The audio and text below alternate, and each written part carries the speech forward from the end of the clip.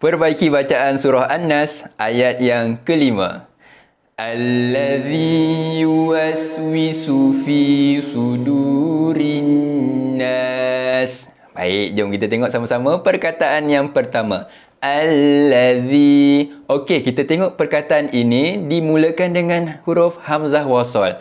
Hamzah wasal ni kalau kita tengok dalam Al-Quran, dia tak ada ditulis baris atas, baris bawah maupun baris depan. Macam mana kita nak bariskan dia? Ini saya bagi terus satu tips. Kalau hamzah wasal selepasnya tu ada huruf lam, tak kisah dia alif lam qamariyah ataupun alif lam syamsiah, kita bariskan hamzah baris atas tu dengan baris atas. Mulakan bacaan dengan baris atas. Contoh, allazi. Kemudian kalau yang selain huruf lam tu, kita akan tengok huruf yang ketiga tu, nanti kita akan bincang pada video yang lain lah. Ya, insyaAllah. Baik, seterusnya. Kalimah yang ini, allazi. Kemudian zal baris bawah bertemu dengan huruf ya perlu dibaca dengan bacaan panjang, 2 harakat mad asli dekat situ, dan sebutan huruf zal perlu dibezakan antara huruf zal dan huruf zai. Yang mana makhraj huruf zal kita keluarkan hujung lidah kita sikit, sentuh pada hujung gigi gunting melatas. Zi, ya.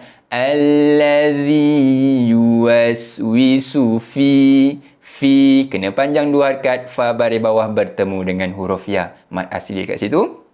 Kemudian sudurin nas, huruf dal baris depan pun sama, kena baca dengan bacaan panjang sebab dia bertemu dengan huruf mad, huruf waw. Ya, kemudian dekat situ ada huruf nun yang bertanda sabdu, wajibul gunnah, wajib kita baca dengan bacaan dengung 2 harakat. Dan kemudian kita nak berhenti bacaan, berhenti dengan bacaan panjang. Sekurang-kurangnya 2, 4 ataupun 6 harakat. Ya, macam tu. Kita cuba sekali lagi sama-sama untuk keseluruhan ayat yang kelima. Pastikan bacaan kita, bacaan yang betul lah sebab kita dah bincang tadi. Sedia? Allazi yuwaswisu fi sudurin nas. Kalau faham, kita komen Alhamdulillah. Kalau dapat sesuatu, jom kongsikan kepada seseorang.